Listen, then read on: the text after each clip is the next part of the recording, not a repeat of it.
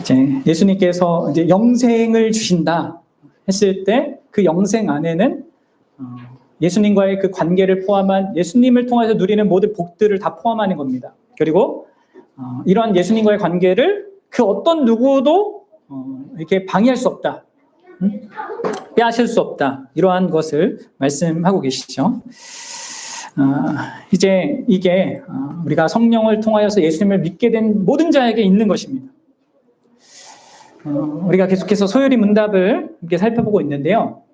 지금 이제 우리가 36문을 다루는데 다시 한번 좀 상기를 시키자면 우리가 29문부터 계속해서 성령 하나님의 그 역사하심, 그분이 어떻게 예수님께서 이루신 2000년 전의 구속의 사건을 우리에게 적용시키시는가, 이거에 대해서 계속 다루고 있는 것입니다. 어떻게 하신다고 했어요? 성령 하나님께서 복음의 말씀을 사용하셔서 한 사람을 부르세요. 그것을 이제 효과적인 부르심이라고 하는데, 그 성령이 효과적인 부르심으로 사람의 그 생명 안에 역사하시면 그 안에 믿음이 일어난다고 했고, 그 믿음은 우리로 하여금 그리스도와 연합하게 만든다고 했습니다. 그래서 우리가 어떻게 그리스도의 구속에 참여하게 되냐? 그리스도 믿음으로 말미암아 그리스도와 연합함으로 인하여서 참여하게 되는 거예요. 거기에 성령께서 주도적인 역할을 하시는 것입니다. 이 그리스도와의 연합이라는 실제를 공적으로 자기 자신과 이 세상에 선언하는 것이 뭐예요? 세례입니다. 제가 이번 주 읽으라고 한 거기도 나와 있죠. 세례라는 것은 내가 믿음으로 그리스도와 연합했다라는 것을 보여주는 마치 이게 결혼식의 의미를 담고 있는데, 세례하면 여러분들은 그리스도와 연합을 생각하셔야 됩니다. 그냥 물 받는 거 이거 생각하면 그것의 의미를 생각하셔야 되는 거죠. 자, 그래서 그렇게 그리스도와 연합한 우리가 우리에게 주어지는 가장 큰 복이 뭐예요? 그리스도와 연합한 관계 속에서 가장 주어지는 큰 복? 그것은 예수님 자신이란 말이에요. 그렇죠? 예수님 자신을 소유하게 되는 거예요. 예수님과의 관계 속에서 살게 되는 거. 오늘 여기 본문에 나오는 영생 이거죠. 그러니까 신자의 최고의 복이 예수님 자신인데, 그것을 이제 소요리 문답 29문부터 31문까지 다룬 거예요. 그리고 이 그리스도를 나의 소유로 삼는 이 최고의 유익과 더불어서 그 그리스도의 연합 때문에 신자는 이 땅에서 많은 또 이 유익을 누리게 되거든요. 그걸 이제 에베소서에는 하늘의 신령한 복들이라고 한단 말이에요. 하늘에 신령한 많은 복들이 있는데 우리가 가장 주목해야 되고 가장 깊이 이해해야 되고 또 우리가 자랑해야 될 세 가지. 뭐 했어요 그게? 칭의, 의롭다 하심, 그리고 양자 삼으심, 우리 자녀 삼으시고, 그리고 성화, 거룩하게 하시는 하나님의 사역. 이제 이거를 이제 32문부터 36문까지 다루는 겁니다. 이 생애에서. 그리고 37문은 죽는 순간에 어떻게 우리가 또 유익을 얻게 되는지, 그리고 38문은 우리가 부활할 때도 예수님으로부터 어떤 유익을 얻는지, 이걸 이제 계속 다루고 이제 전반부의 내용이 끝나요. 자, 일단 여러분들 진짜 나를 죄인인 우리의 모든 죄책을 다 해결하시고 죄의 권세로부터 구원하신 다음에 의롭다 하는 그런 자격까지 주신 것 뿐만 아니라 그 하나님께 받아들여지는 그 자격을 자녀로서의 그런 질 있잖아요. 그런 가까움, 거기까지 이제 양자 삼으심으로 허락하시고 그 관계 속에서 우리를 거룩하게 하시는 그 일을 행하시는 이것은 진짜 모든 신자들이 평생에 다른 것과 비교할 수 없는 복으로 여겨야 되는 내용입니다. 그렇죠? 하늘의 신령한 복, 하나님만이 주시는 거란 말이에요. 세상의 모든 사람들이 자랑하는 어떤 그 모든 간증의 내용들은 사실 다른 데서도 사실 볼 수도 있어요. 어떤 의미에서. 그러나 이 세 가지는 오직 예수 그리스도 안에서 예수님을 통해서 주시는 거란 말이에요. 자, 오늘 이제 우리가 살필 36문은요. 이 세 가지 하늘의 신령한 복 때문에 우리가 더불어서 함께 누리게 되는 추가적인 유익들입니다. 추가적이라고 해서 이제 뭐 부수적이거나 이제 별 볼일 없는 것이 아니라 이게 너무나 필요한 거예요. 특별히 악과 고통의 현실을 살아가는 우리에게는 이 복도, 이 세 가지 축복과 연결된 이런 복도 너무나 필요한 것이죠. 그걸 이제 36문에서 우리 믿음의 선배들이 정리를 했는데 함께 좀 보도록 합시다. 의롭다 하심과 양자로 삼으심과 거룩하게 하심과 함께 오거나 그들에게서 나오는 이생의 유익은 무엇입니까? 뭐예요? 하나님이 어떤 유익을 우리에게 더 주십니까? 답, 시작.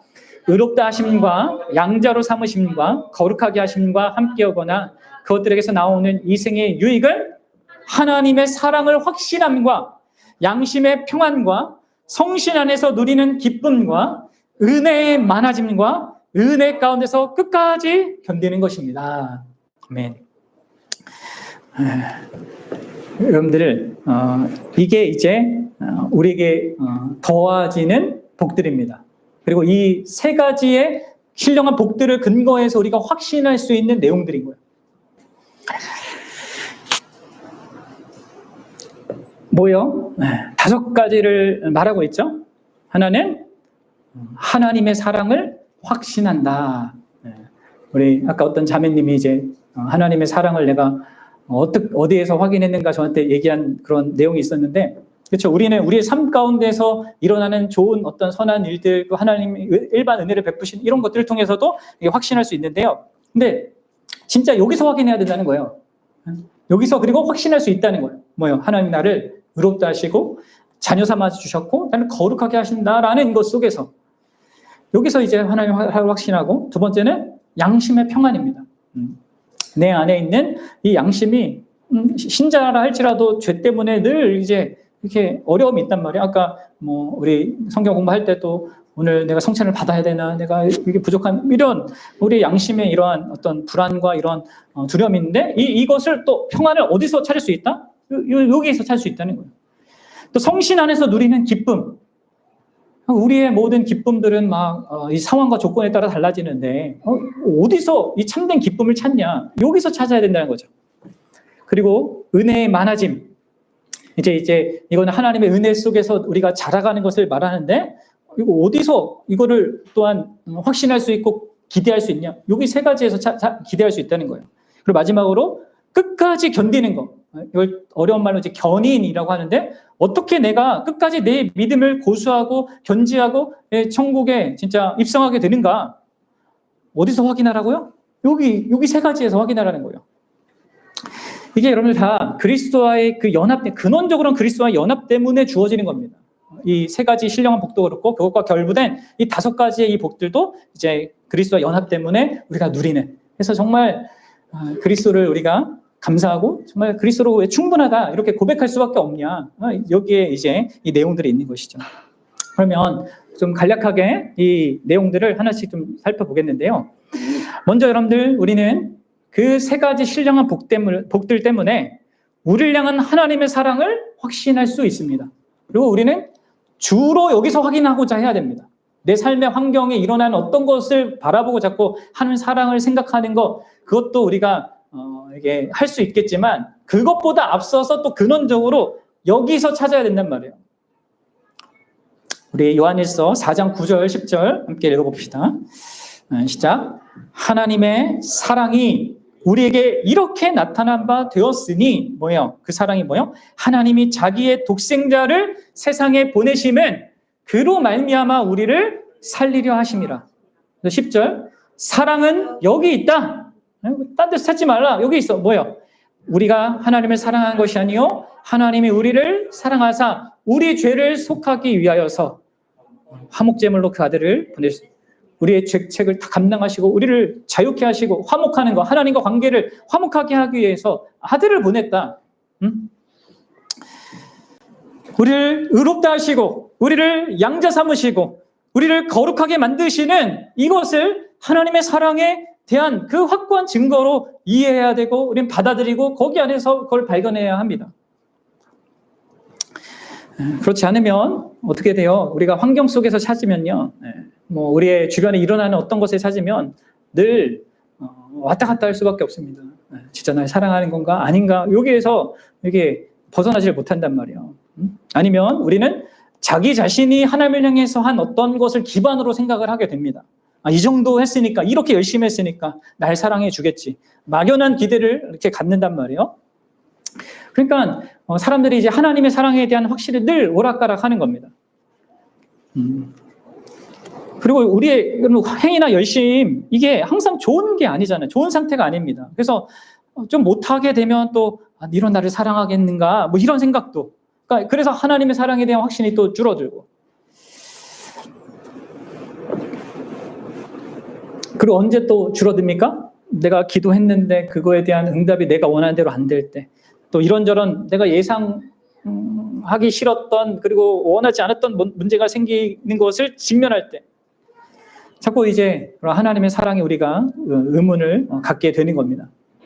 그래서 여러분들 분명하게 좀 보셔야 돼요. 그러니까 일반 은혜라는 것 속에서 가질 수 있습니다. 분명히 하나님께서 베푸신 모든 선하고 좋은 것들을 생각하며 할 수 있는데, 사실 우리에게 악과 고통이 딱 몰려오면 그게 잘 안 보이고 이게 악과 고통만 크게 보이잖아요. 그러면 자꾸 하나님의 사랑을 의심하더라. 근데 그때 나를 붙잡아주는 게 뭐예요? 하나님의 사랑이 어디 있냐? 성경이 말하는 이것을 우리가 붙들어야 되는 겁니다. 하나님께서 자기 자신의 사랑을 선명하게 드러내신 그 객관적인 그 실체 안에서 우리는 그 사랑을 확신해야 하는 것이죠. 자신의 독생자를 내어주신 그 아들 안에서, 그리고 그 아들 안에서 우리를 의롭다 하시고 자녀 삼아주시고 우리를 거룩하게 하기 위해서 계속 역사하시는 그 하나님의 일하심 속에서 우리는 그 사랑을 확신해야 되고요. 그게 이제 사도 바울이 그래서 이렇게 고백할 수 있었던 겁니다. 우리 로마서 8장 38절과 39절 읽어봅시다. 시작. 내가 확신하노니 사망이나 생명이나 천사들이나 권세자들이나 현재일이나 장래일이나 능력이나 높음이나 기쁨이나 다른 어떤 피조물이라도 우리를 우리 주 그리스도 예수 안에 있는 하나님의 사랑에서 끊을 수 없으리라. 뭐 여기 이제 앞에 내용에 무슨 이렇게 막 죽임당할 어떤 상황에 처하고 핍박받고 고난 이런 상황 속에서 지금 사도 바울이 이 얘기를 하고 있단 말이에요. 뭘 바라보고요? 뭐 자기가 특별한 어떤 게 있어서가 아니라 하나님께서 그리스도 예수 안에서 하신 것 때문에 이거 확신하는 거란 말이에요. 그리고 이런 맥락에서 여러분들 우리는 하나님의 구원을, 나의 구원을 또한 확신할 수 있는 겁니다. 하나님의 사랑 때문에 확신하는 거죠. 어떤 사람은 교회를 뭐 이렇게 수십 년 다녀도 이런 얘기를 하는 사람이 있어요. 죽어봐야 하는 거 아니냐. 응? 그것은 여러분들 신중한 것이 아닙니다. 그것은요, 하나님의 사랑에 대한 불신과 의심을 드러내는 표현일 수 있단 말이에요. 뭐 잘 몰라서 그럴 수도 있겠지만, 여러분들 예수님을 보내주신 것, 그분 안에서 우리를 의롭다 하고 자녀 삼고 거룩한 역사로 계속 역사하시는 그 은혜를 베푸시는 하나님의 사랑은요, 부인할 수 없는 겁니다. 부인해서는 안 되는 것이죠. 그리고 그 사랑은 우리를 반드시 완전하게 한단 말이에요. 따라서 여러분들, 우리는 밝히 드러난 이 객관적인 그 사실을 근거하여서 이 사랑을 확신해야 합니다. 그리고 그렇게 하면 우리는 온갖 고난과 악과 고통의 현실을 뚫고 갈 수 있어요. 하나님이 진짜 나를 사랑하는 그 확신이 나한테 풍성하게 있으면. 근데 이게 어디서 온다고요? 이 하나님이 예수 그리스도 안에서 나를 의롭다 하고 자녀 삼고 거룩하게 하신다는 거에서 온다는 거예요. 두 번째로, 이 세 가지 신령한 복들 때문에 우리는 양심의 평화를 누릴 수 있죠. 자, 요한에서 3장 20절과 21절 함께 보겠습니다. 읽어봅시다. 시작. 이는 우리 마음이 혹 우리를 책망한 일이 있어도 하나님은 우리 마음보다 크시고 모든 것을 아시기 때문이라. 사랑하는 자들아, 만일 우리 마음이 우리를 책망할 것이 없으면 하나님 앞에서 담대함을 얻고. 이게 무슨 말입니까, 여러분들? 본문이 말하듯이 우리는 우리 마음이 우리 자신을 책망할 일을 이렇게 경험하게 된단 말이에요. 왜요? 구원받은 신자라 할지라도 죄가 있고 죄를 짓습니다. 그럼 양심의 가책을 받아요. 그러니까 이제 나를 책망하는 그 마음의 소리를 듣게 되는 것이죠. 그리고 어떤 의미에서는 구원받은 신자야말로 진짜 양심의 기능이 제대로 작동하기 시작한 자인 것입니다. 그래서 다른 사람이 볼 때는 별것 아닌 것 같고도 죄책감을 느끼고 자기 자격 없음을 발견한단 말이에요. 그럼 여러분들 아셔야 되는 것은 우리의 이렇게 회복된 양심도요, 아직 완전한 것은 아니에요. 잃어버린 감각은 찾았지만 더 회복되어야 되는 부분도 있단 말이에요. 죄의 영향을 받는 부분도 있어요. 그래서 여러분들 우리는 내 양심을 쉽게 또 믿어서는 안 됩니다. 그래서 제가 금요일날도 얘기했잖아요. 이 양심에 문제가 있을 때 공동체가 필요하다고. 그리고 더 중요한 건 뭐예요? 하나님의 판단입니다. 그래서 그분의 말씀을 신뢰하는 게 이게 더 중요하다는 거예요. 사도 요한이 말하는 대로 하나님은 우리 마음보다 크십니다. 하나님은 우리 마음을 정확히 아시는 분이에요. 우리의 양심의 상태나 그것을 느끼는 나 자신보다 더 확실한 판단을 내리신단 말이에요. 여러분, 말씀은 우리에 대해서 뭐라고 얘기해요? 우리 양심이 감각하는 것보다 내가 더 심각한 죄인이라고 얘기하고 있어요. 그럼 아셔야 돼. 내가 양심을 통하여서 나의 문제점을 발견해도요, 그 내가 느끼는 것이 내가 실제로 내가 그렇게 더 나쁜 나로 느끼는 건 아닙니다. 아셔야 돼요. 그 양심이 작동한다 하더라도. 또 동시에 우리는 우리의 양심이 감각하는 것보다도 더 놀랍게 하나님의 사랑을 받거든요. 하나님의 사랑을 내가 우리의 마음과 우리 어떤 이 중심이 이렇게 느끼게 되고 알게 되는데, 거기에 대해서도 우리가 감각하는 것이 사실 하나님의 그 실제 그 사랑에 비해서는 그게 또 작은 거란 말이에요. 그러니까 그걸 어디서 그러면 확인해? 여기 칭의와 양자됨과 성화를 기반으로 거룩하게 하시는 그 사역을 기반으로 하여서 우리는 이 양심에 대한 것을, 양심의 평화를 이 안에서 발견하고자 해야 된다는 거예요. 그럼 이해가 되셔요? 그 안에서 내가 누구인지에 대한 객관적인 실체, 내가 느끼는 것보다 심각한 죄인이고, 내가 아무리 느낀다 하더라도 그것보다 더 큰 죄인이고요. 또 내가 생각하는 것보다 더 놀라운 사랑을 받은 대상입니다. 그래서 우리는 양심의 평화를 가질 수 있어요. 하지만 불신자에게는 이게 불가능하죠. 그들에게는 참된 평화가 있을 수가 없습니다. 물론 양심의 기능이 작동해서 죄를 저지르면 죄책감을 느끼지만, 그럼 죄책감을 이들은 어떻게 해결합니까? 예수님이 없고 하나님이 없는 사람은 자기 정당화, 합리화합니다.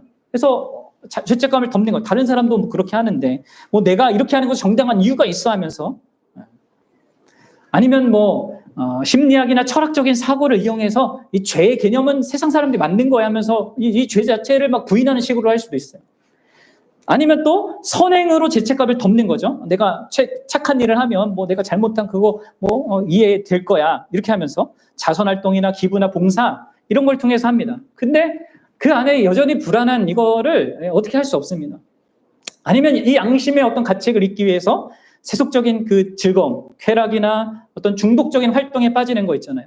그래서 죄책감을 이게 무디게 만드는 이러한 모든 방식들은 다 일시적인 방식이에요. 결국 두 가지 극단에 이르게 되는데, 한편으로는 더 깊은 죄책감에 빠져서 자기 혐오를 하거나, 아니면 한편으로 양심이 완전 무감각해져서 이 선악의 기준이 완전 흐려지는 거, 죄를 죄로 여기지 않게 되는 이 상태에 빠지게 된단 말이에요. 이게 이제 불신자가 자기의 죄책감을 다룰 수밖에 없는 그런 방식입니다. 하지만 그리스도와 연합된 자는요, 양심의 이러한 어떤 반응들이 있지만 그 안에 평화를 가질 수 있게 돼요. 자기 양심에 민감하면서도 그 양심보다 크신 하나님의 판단을 받아들이는 것이죠. 그래서 자기 자신에 대해서 겸손할 수 있고요, 하나님의 사랑 때문에 든든할 수 있는 그 양심의 평안을 갖게 되는 겁니다. 이게 이제 의롭다 하심과 성화와 양자산무심을 통해서 받는 유익이란 말이에요. 그럼 셋째로, 우리는 이 세 가지 하늘의 신령한 복 때문에 성령 안에서의 기쁨을 누릴 수 있어요. 우리 데살로니가전서 1장 6절입니다. 한번 읽어봅시다. 또 너희는 많은 환난 가운데서 성령의 기쁨으로 말미암아 말씀을 받아 우리와 주를 본받는 자가 되었으니. 아멘. 여러분들, 여기 많은 환난이 있다고 하잖아요. 신자의 삶 가운데는 많은 환난이 있습니다. 불신자 애들에게도 있지만 신자에게도 분명히 있단 말이에요. 근데 그 신자 안에는 뭐가 있습니까? 성령의 기쁨이란 게 있단 말이에요. 그리고 이 성령의 기쁨이 뭐라고요? 어떤 세상의 상황과 조건에 기초한 것이 아닙니다. 상황과 조건에 따라 달라지는 것이 아닙니다. 뭐예요? 성령의 기쁨. 이 성령은 우리로 하여금 예수 그리스도를 항상 주목하게 하니까 이 예수님과 연합된 것으로 말미암아 갖게 되는 이 기쁨을 갖게 하신단 말이죠. 이 양자됨과 이 의롭다 하심과 거룩하게 하시는 이런 은혜 속에서 이게 예수 그리스도로 말미암아 내게 있는 이런 축복들로 받아들이게 되고, 예수님 그분을 기뻐하는 그 기쁨을 우리에게 허락하시는 거예요. 그러니까 막연한 어떤 기쁨이 아니라 그분이 영화롭게 하시는 그 예수님을 더 선명하게 보고, 그분의 아름다우심과 그분의 영광, 그분이 우리를 위해서 행하신 그 모든 일을 생각할 때 갖는 그 기쁨, 또 그분과 교제 가운데서 누리는 그 기쁨, 또 그분에게 순종할 때 얻게 하는 그 기쁨, 그러니까 그분과 결부된 이 모든 기쁨을 누리게 하시는 성령의 기쁨이 우리 안에 있는 것입니다. 신자에게는 있는 거. 이 세 가지 하늘의 신령한 복을 받은 자들에게 있는 겁니다. 그리고 이것은 그래서 어떤 상황과 형편 속에서도 사실 흔들리지 않는 것이고 사실 누릴 수 있는 기쁨이란 말이에요.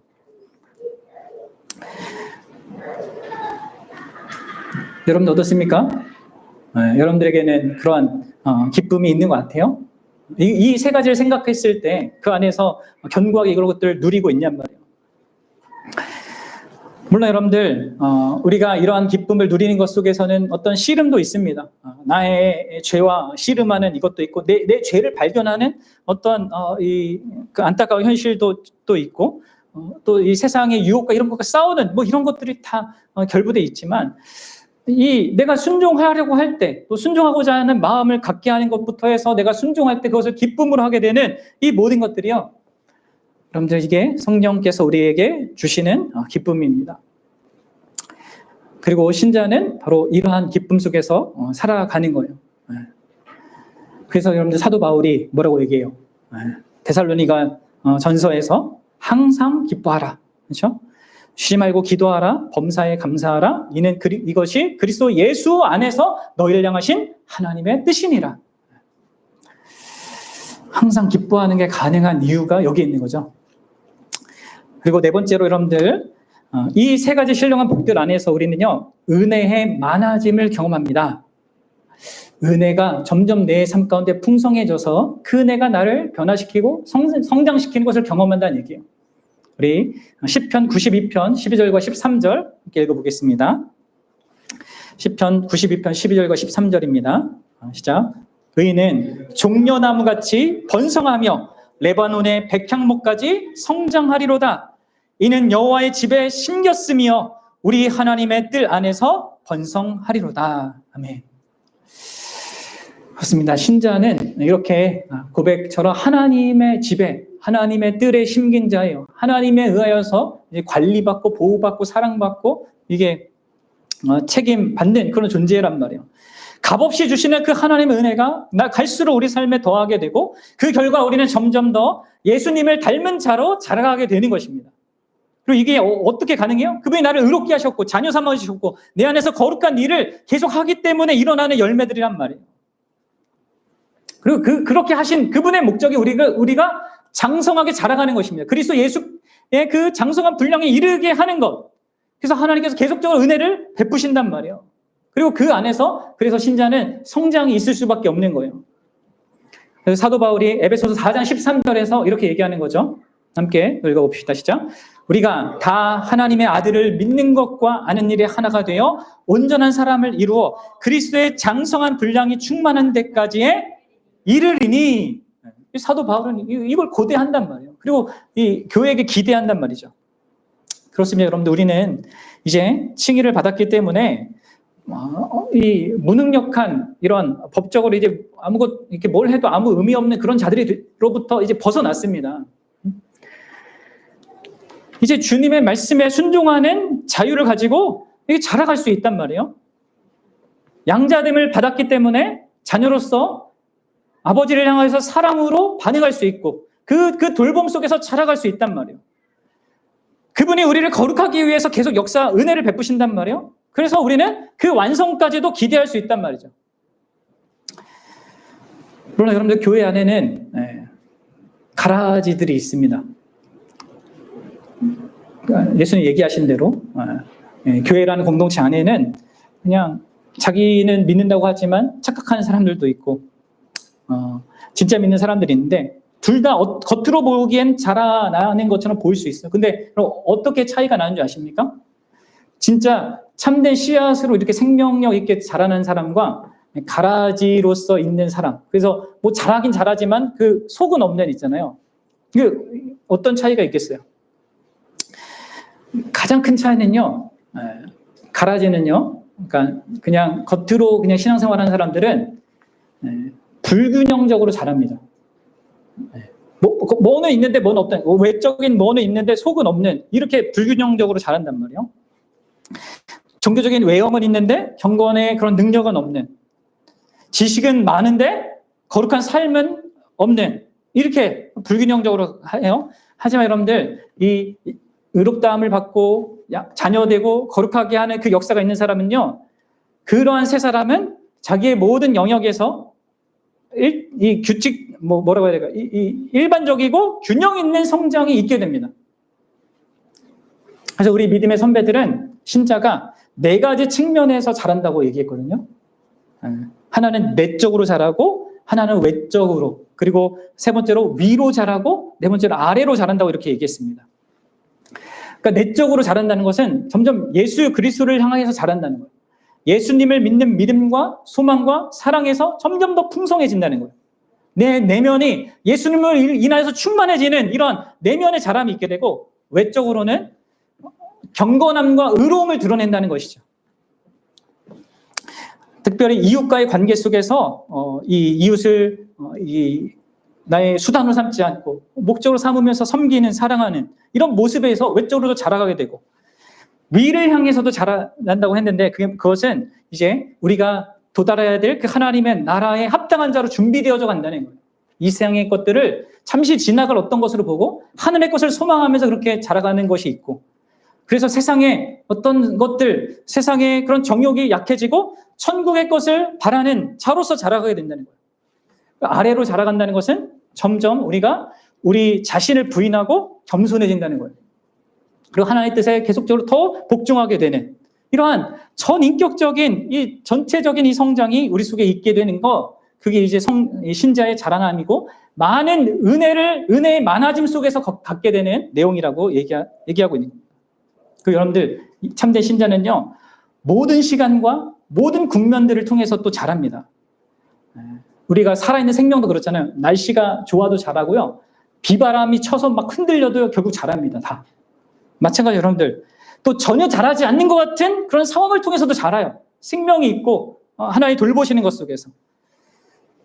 그래서 마찬가지 신자도 때로는 이게 좋은 환경 속에서도 자라고요, 막 힘들고 어렵고 또 자기가 뒤로 물러나는 그런 조건 속에서도요 자라는 겁니다. 그래서 우리 사도 바울이 이렇게 얘기한 거예요. 로마서 8장 28절에 이야기를 한 거죠. 우리가 알거니와 하나님을 사랑하는 자, 곧 그의 뜻대로 부르심을 입은 자들에게는 모든 것이, 진짜 모든 것이 다 합력하여 선을 이룹니다. 이 선이 뭐예요? 다음 구절에 나오듯이 예수 그리스도를 닮아가는 그러한 선이란 말이에요. 마지막 여러분들, 이 3가지 하늘의 신령한 복 때문에 우리는요 반드시 은혜 안에서 끝까지 견디는 삶을 살게 됩니다. 견디는 신앙생활을 하게 돼요. 은혜 위에 은혜를 계속 받을 뿐만 아니라, 그래서 자라갈 뿐만 아니라, 그래서 끝까지 이 견지하게 된단 말이에요. 이 믿음과 이러한 하나님을 향한 사랑과 이러한 삶을요.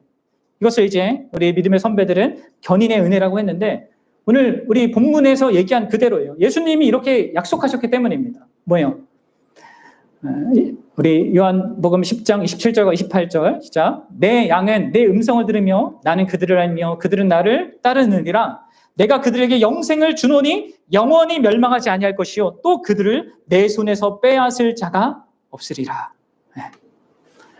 그럼 생각해 보시고, 앞에서 얘기했던 이 모든 유익들을 다 누리고도 언젠가 내가 하나님의 은혜에서 떨어져 나갈 수 있다, 이렇게 된다면 우리는 항상 불안할 수밖에 없습니다. 그렇죠?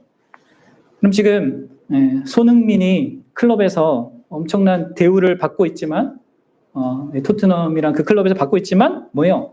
나이가 들어서 기량이 예전만큼은 안 됩니다. 그래서 어떻게 해요? 팀이 더 이상 연장 계약을 안 하려고 해요. 그리고 언젠가 나가야 된단 말이에요. 근데 여러분들, 참된 믿음으로 예수님과 연합된 우리는요, 이 하나님의 은혜의 공급, 하나님의 은혜로 안에서 자라가는 거, 여기서부터요 떨어져 나가는 일이 결코 일어나지 않습니다. 너무나 감사하고 영광스러워요. 우리의 계약 기간은 영원이에요. 왜요? 우리가 남들보다 특별해서가 아니라, 우리의 의지가 더 굳세서가 아니라, 우리가 이렇게 끝까지 인내하며 신앙의 경주가 가능한 것은 그분께서 누구도 내 손에서 못 뺏어간다, 이렇게 얘기하셨기 때문이에요. 그리고 그거 얘기하신 그분이 그것을 지키기 때문입니다. 더 정확하게는 삼위 하나님 때문이죠. 성부 하나님께서 창세전에 우리를 선택하셨고 작정하셨어요. 성자 하나님께서 이루신 그 구원이 완전하고, 그분이 중보하시는 게 완전하고, 그분이 약속하신 대로 말씀하신 대로 이루시니까, 또 성령 하나님께서 우리 안에 계셔서 우리를 계속 인도하시기 때문에, 여러분 신자는 끝까지 믿음을 참된 신자는 이게 견지하게 되는 겁니다. 물론 참된 신자라 할지라도 죄에 대해서 경계를 게을리하거나 은혜의 수단들을 적극적으로 활용하지 않을 때는요, 앞서 말한 은혜의 모든 유익들을 일시적으로 다 잃어버릴 수 있습니다. 그리고 하나님을 모르는 자처럼 망가질 수도 있어요. 누가 그랬어요? 다윗이 그랬잖아요. 하지만 여러분들, 그 일이 일어난다 하더라도요, 회복 불가능한 상태에 이를 때까지 하나님 허용하지 않습니다. 다윗에게 누굴 보내요? 하나님이 나단 선지를 보내는 거예요. 그렇죠? 그리고 우리가 금요일날 살피고 있는 이 시대 이스라엘 백성에게 누굴 보내요? 삼손이라도 일으켜서 보내는 겁니다. 막 이 엉뚱한 삼손이라도. 또 요한계시록 보면 첫사랑 잃은 이 에베소 교회를 향해서도 다시 메시지를 보내잖아요. 여러분, 우리는 그래서 우리를 택하시고 부르시고 주장하시는 그 예수님을 바라볼 때 우리의 견인에 대해서 이 끝까지 우리가 견딜 수밖에 없는 것에 대해서 확신할 수 있는 겁니다. 다시 한번 이 예수님의 말씀을 보십시오. 요한복음 6장 39절입니다. 같이요, 시작. 나를 보내신 이의 뜻은 내게 주신 자 중 내가 하나도 잃어버리지 아니하고 마지막 날에 다시 살리시는 이것이라. 성부께서 주셨어요, 이미. 그리고 그 받으신 자들을 예수님은 결코 잃어버리지 않고요. 심지어 죽음이 우리 갈라놓는다 할지라도 예수님이 거기서부터 꺼내내신단 말이에요. 죽음도 우리를 방해할 수 없는 그러한 우리가 예수님을 우리의 주님으로 우리가 이렇게 모시고 있는 것이죠. 그래서 반드시 인내하게 되고 반드시 승리하게 되어 있습니다, 신자는. 그래서 요한계시록에 나오는 그 승리하는 자는요, 모든 믿는 신자를 얘기하는 겁니다. 신자들 중에서 이기는 자가 있는 것이 아니라 모든 신자는 이기게 되는 거예요. 이처럼 그럼 예수님과 연합된 이 신자가 갖는 이 복들을 잘 생각해 보십시오.